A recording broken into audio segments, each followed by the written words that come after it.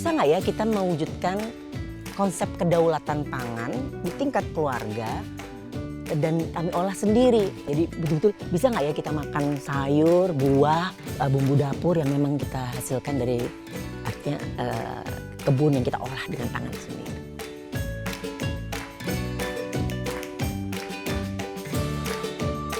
Kami ingin mencoba menanam tanaman-tanaman pangan yang sudah lama ditinggalkan oleh industri pertanian dan sebetulnya itu menjadi bagian dari kehidupan petani, bahkan itu leluhur kami ya. Saya walaupun lahir di Jakarta, saya tahu pasti leluhur saya juga petani. Begitu. Jadi itu yang coba kami tanam, Mbak.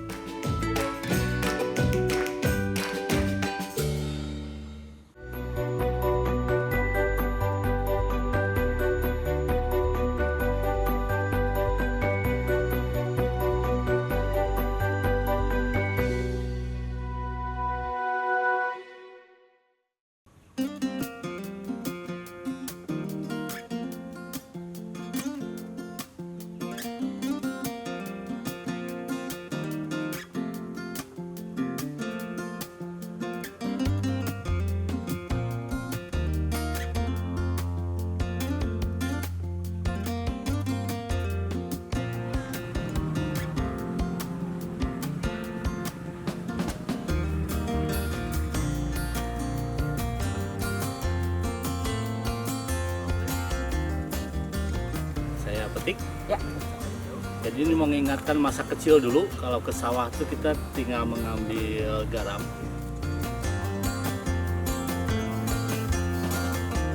Ada manisnya, ada kesetnya dikit. Manis rasanya.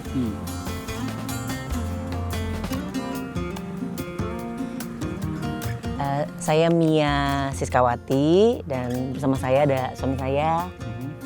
Asep Sugi Suntana. Oke. Saya sehari-hari mengajar di Universitas Indonesia di program studi kajian gender. Tapi saya dengan berbangga juga saya bilang bahwa saya juga petani, walaupun masih menjadi petani pelajar. Asep.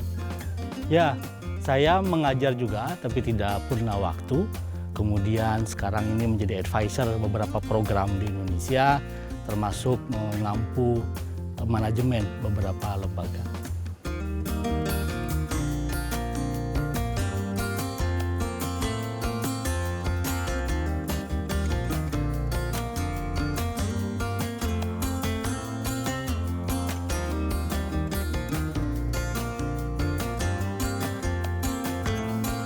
Selamat datang di Kebun Hiris. Ini adalah sebuah kebun pangan keluarga. Luasnya sekitar 845 meter persegi. Dan ini lokasinya ada di sebuah kampung di Desa Carangpulang, Kecamatan Darmaga, Bogor. Dan ini adalah sebuah kebun yang kami kelola dengan pendekatan agroekologi. Agroekologi itu sebetulnya satu pendekatan yang menggabungkan sebetulnya pengelolaan sumber-sumber pertanian dengan sumber daya alam lainnya yang ada di wilayah tersebut dan menggunakan kaidah-kaidah ekologis yang ramah lingkungan. Jadi sebagai contoh misalnya ya, selain kami menanam tanaman-tanaman lokal, kami juga mencoba menggunakan pupuk hayati, pestisida hayati yang kami buat sendiri dengan bahan-bahan, sebagian besar bahan ada di sini dan juga bahan berasal dari limbah di dapur. Penelitian agroekologi juga mendorong wilayah ini, kebun ini kemudian memulihkan dirinya sendiri dan membentuk satu ekosistem. Jadi seperti misalnya ada beragam tanaman bunga yang memang kami tanam, itu jenis refugia, di mana tanaman refugia artinya tanaman yang kemudian dia menjadi tempat singgah serangga-serangga yang berpotensi menjadi hama. Lalu juga kehadiran serangga-serangga itu tentu saja mengundang predatornya. Predatornya itu antara lain ada burung, kemudian juga ada kadal-kadal kecil, kodok mulai juga datang karena kami mencoba membuat embung. Embung ini adalah kolam kecil penampung air hujan. Jadi ada 2 embung kami buat karena memang tidak ada sumber air di dekat kebun ini. Jadi kami menampung air hujan, kolamnya kemudian kami isi ikan supaya tidak ada jentik nyamuk, dan kotoran ikannya juga bisa bermanfaat ya untuk menambah nutrisi.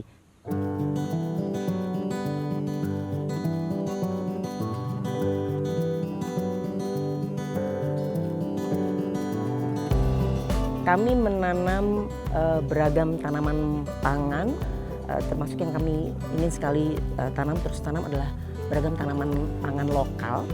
Ini adalah sorghum atau cantel di Jawa. Kebetulan ini benihnya kami dapatkan dari kawan petani organik di Cianjur. Kami juga menanam kacang koro. Ini adalah sejenis kacang yang sebetulnya di daerah seperti Gunung Kidul dan di beberapa wilayah di Pulau Jawa ini adalah bahan sudah lama sekali sebagai bahan baku pembuat tempe.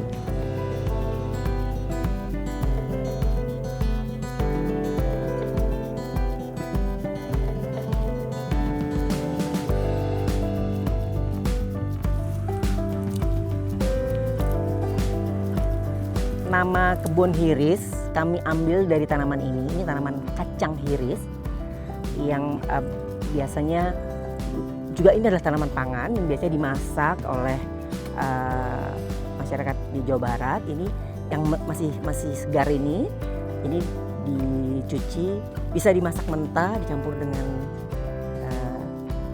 cabai ya. Nah ini kami biarkan menjadi tua karena memang sedang kami kumpulkan benihnya, karena udah mulai sulit ini benihnya.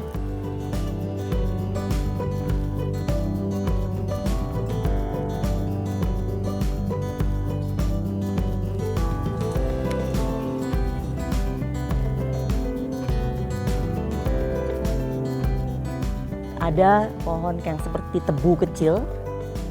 Ya ini adalah terubuk ya, terubuk atau tiwu endog atau telur endog. Ini di Jawa Barat biasanya dimasak, bisa menggunakan santan atau menggunakan air biasa, tapi menggunakan bumbu dan cabai.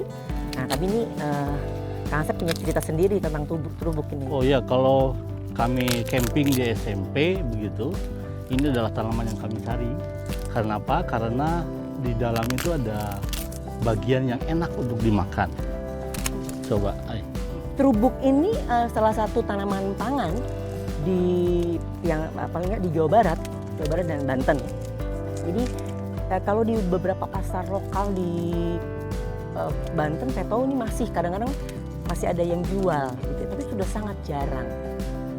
Jadi dan petani biasanya menanam di pinggir-pinggir sawah mereka. Jadi ini memang dimakan.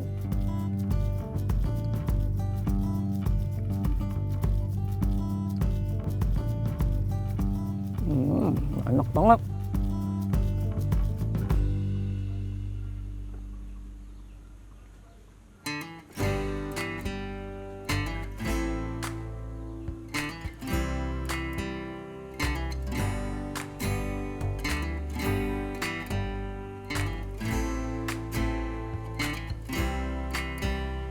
Kami mencoba menanam genjer di kebun hiris.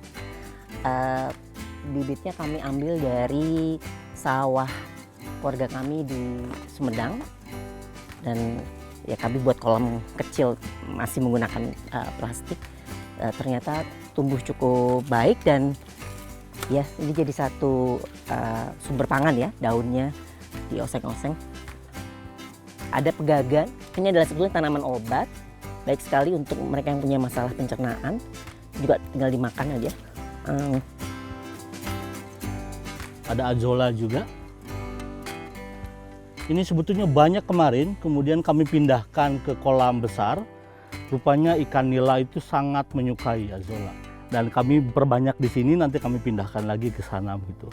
Tapi dia punya fungsi sebetulnya juga nantinya bisa menambah nutrisi bagi air ya, air di embung tadi. Selain itu ini juga jadi satu ekosistem kecil untuk kodok dan binatang lainnya.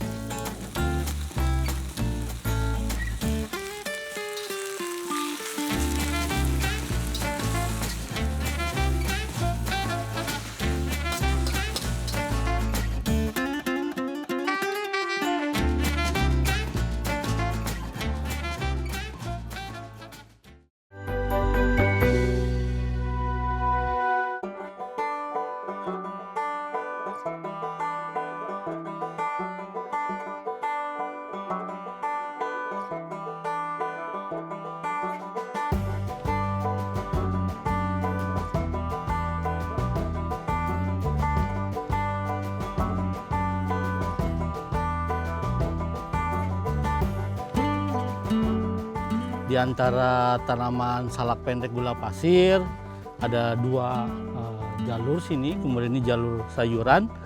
Kita akan nanam tin dari varietas namanya Black Genoa. Kebun Hiris betul-betul kebun kami keluarga. Jadi selain saya dengan Kak Asep, lalu juga dibantu Pak Is dan Bu Aat, anak-anak kami juga ikut. Nah, hari ini ada anak kedua kami, Aju. Dia bantu dan biasanya juga kakak adiknya ikut membantu. Ya, jadi ini lubang tanamnya kami sudah siapkan 2 minggu sebelumnya. Nah, ini adalah tanaman selak, begitu di antara 2 guludan sayuran yang ada di sini. Kami akan coba kelola sama-sama, baik tinnya yang akan berbuah dalam waktu 7 bulan. Kami berharap tin menyediakan buah buat kami sekeluarga tiap hari. Oh, dia juga jadi makanan burung. Jadi berbagi kita dengan burung ya. Ya, selamat pindah dari pot ke sini ya. Bahagia di sini, tumbuh yang baik, memberikan buah buat kami sekeluarga dan juga burung-burung.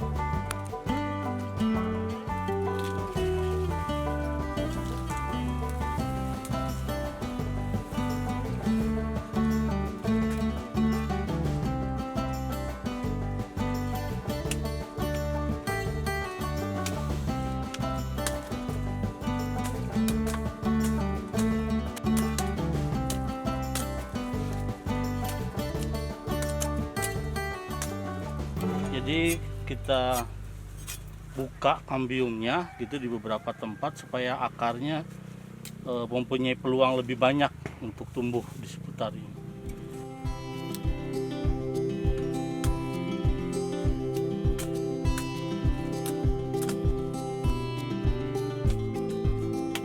Kami berdua ini dari muda memang bagian dari gerakan lingkungan ya. Kami aktivis di gerakan lingkungan. Kami berdua sebelum akhirnya jadi akademisi, kami memang bekerja di organisasi lingkungan, di LSM lingkungan, jadi bagian dari gerakan lingkungan. Sering sekali bekerja terutama dengan para petani, masyarakat adat, memperkuat mereka ya, meyakinkan mereka bahwa apa yang mereka miliki, pengetahuan, pola tanam, model pengelolaan lahan mereka itu sesungguhnya luar biasa dan berkelanjutan. Nah, setelah belajar panjang ke sana kami ingin betul juga ya, bisa nggak coba sendiri. Nah, kami pertama coba justru di kampung halaman Kak Asep di Sumedang. Kami mencoba mengelola sawah menjadi bukan cuma sawah organik atau sawah alami, tapi kami coba tanam padi yang padi varietas lokal yang tinggi ya. Kami sebutnya padi buhun atau padi tua. Berhasil dan itu tapi jauh ya, jadi jauh kami titipkan saja ke kerabat di sana. Nah, kami ingin betul-betul yang dekat. Dan sebetulnya juga ingin bisa nggak ya kita mewujudkan konsep kedaulatan pangan di tingkat keluarga dan kami olah sendiri.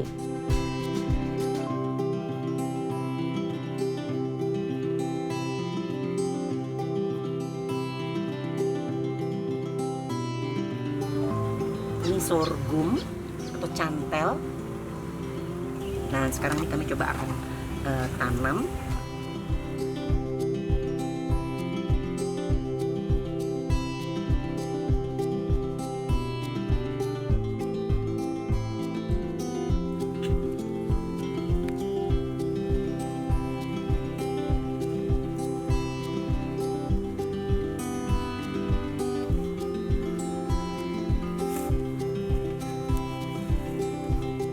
Jadi ada beberapa asumsi publik yang mengatakan nggak mungkin orang hidup dari pertanian, apalagi pertanian organik. Nah, kemudian kami coba apakah betul asumsi ini di dalam prakteknya. Jadi pertanyaan terbesar adalah dari luasan 1 meter persegi itu kontribusi ekonomi dari sektor pertanian itu sangat rendah. Kenapa banyak ada pengubahan dari sawah menjadi perumahan, sawah jadi kawasan industri. Nah, yang orang sering lupa bahwa kita bisa melakukan pengelolaan lahan itu dengan cara mencampur antara tanaman kebutuhan harian, sayuran, cabai, kemudian tanaman yang bisa mensuplai buah-buahan, kemudian ada juga tanaman-tanaman lain yang musiman. Jadi kita bisa atur sebetulnya dalam lahan yang tidak terlalu besar, itu bisa menghasilkan tanaman yang bisa dimakan sehari-hari, tanaman yang bisa dikomersialkan, termasuk dilengkapi dengan serangga-serangga yang sangat berguna. Kenapa kami coba ada lahan yang kami alokasikan sebagai lahan refugia dan juga ada lebah madu. Selain membantu proses penyerbukan, juga mereka menambah keanekaragaman hayati yang kita kelola.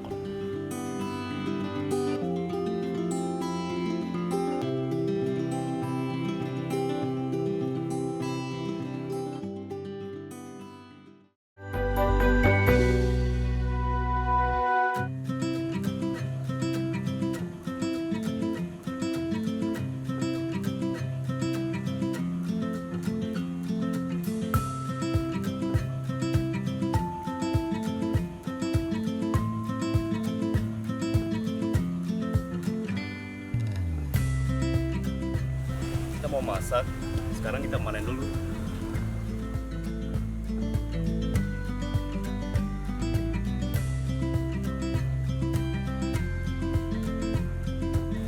Ini kecipir, ya, benihnya kami dapat dari seorang teman yang dia juga petani.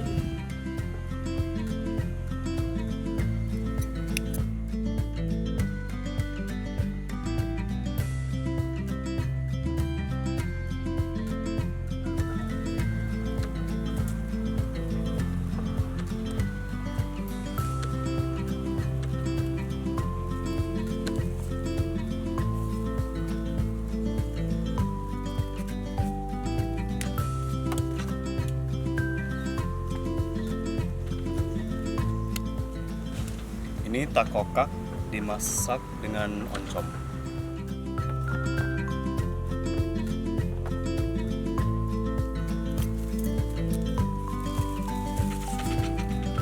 Jadi sebetulnya tanaman itu sama halnya dengan manusia, itu punya sejarah tersendiri, termasuk sejarah perjalanannya. Gitu ya. Jadi tidak sedikit tanaman-tanaman yang kita anggap, kita kasih label tanaman lokal, sungguhnya dia berasal dari wilayah lain di luar Kepulauan Nusantara ini. Contohnya padi ya. Padi itu disebut-sebut masih diperdebatkan, tapi ada yang menyebutnya berasal dari wilayah di dataran tertentu di Cina, ada juga yang menyebutkan padi juga berasal dari satu dataran di India. Nah, dua wilayah ini adalah wilayah tempat juga nenek moyang kita ya. Jadi manusia melakukan migrasi dan tentu membawa tanaman-tanaman tersebut. Nah, yang menarik adalah beberapa jenis tanaman kemudian diadopsi oleh masyarakat setempat ya, di kita, para leluhur kita di Kepulauan Nusantara ini, dan petani kemudian tentu dengan menggunakan pengetahuannya juga membudidaya, mengembangkan sampai kemudian mengawinkan. Jadi petani itu mengawinkan, menyilang tanaman-tanaman sampai kemudian memang tumbuh varietas baru yang boleh dibilang disebut sebagai lokal di sini ya. Kami ingin mencoba menanam tanaman-tanaman pangan yang sudah lama ditinggalkan oleh industri pertanian, dan sebetulnya itu menjadi bagian dari kehidupan petani, bahkan itu leluhur kami ya. Saya walaupun lahir di Jakarta, saya tahu pasti leluhur saya juga petani. Begitu, jadi itu yang coba kami tanam, Mbak. Setelah kita panen, sebagian hasil panen akan coba kita olah, kita masak. Yuk.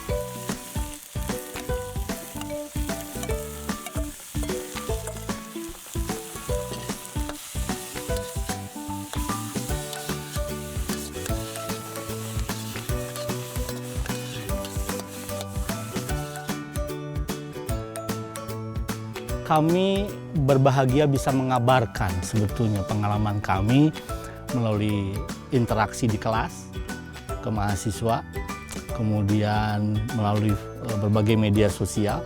Kadangkala kami menulis begitu. Hal terbesar kalau mau saya share dan menjadi usul buat kawan-kawan yang berminat pada pertanian, coba alokasikan waktu. Kalau kami mengalokasikan waktunya pagi gitu dari subuh sampai jam 10, kadang-kadang sampai jam 12 kalau lagi bersemangat. Setelah itu kita kembali ke rutinitas. Itu saya rasa yang membahagiakan.